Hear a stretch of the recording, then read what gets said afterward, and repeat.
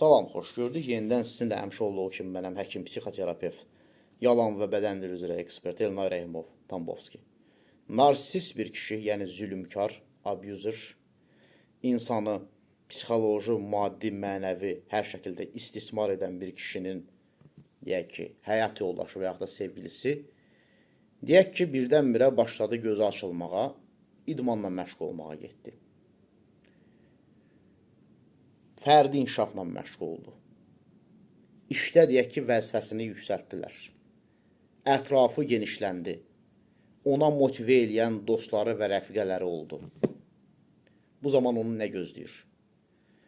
Bu abuser, bu zülümkar narsist heç bir zaman bunu bağışlamayacaq. Heç nədən onun əhval-ruhiyyəsini korlayacaq, dəyərdən salacaq, təhqir eləyəcək. Çünki nəyə görə? Artıq onun gözü açılıb. Gözü açılıbsa, demək ki, xanımın seçimləri var.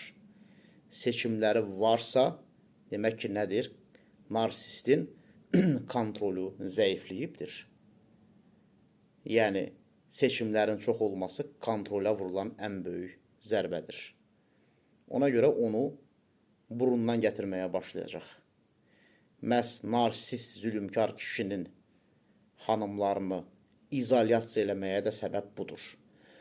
Səbəb odur ki, heç kəslə əlaqəsi olmasın, yalnız və yalnız onun dünyasını qəbul eləsin və onun dünyasından başqa bir dünya görməsin və yalnız və yalnız onun bəxş elədiyi sevinç onu motive eləsin. Halbuki əsl sevinç deyil o, sonra yenidən onu təhqir eləmək, tənqid eləmək, bir tərifləmək, bir yerin dibinə soxmaq prosesləri onsuz da davam edir. Yəni, deyir ki, sənə heç kim məndən başqa yaxşı gələ bilməz. Heç kim sənə özünü məndən başqa yaxşı hiss elətdirə bilməz.